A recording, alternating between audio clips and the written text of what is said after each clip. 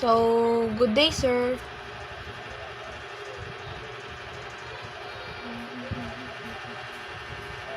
Ito na yung code ko.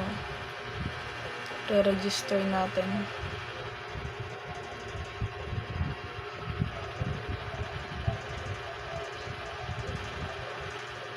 Then, password.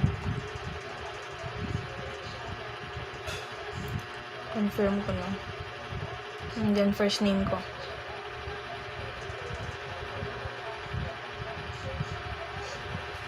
And then, middle name. Anlapan. Last name. Address ko, Tockwing. Then, females. Lalagay ko dito 2004, 10, 05. Register na natin. Nag-success na siya.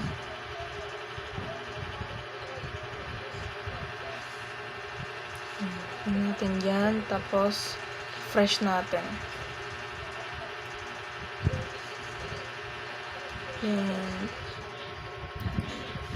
Tayo dito. Yan na.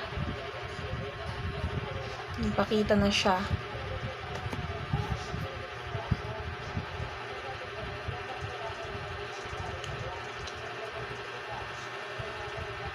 Tapos, ilagay natin.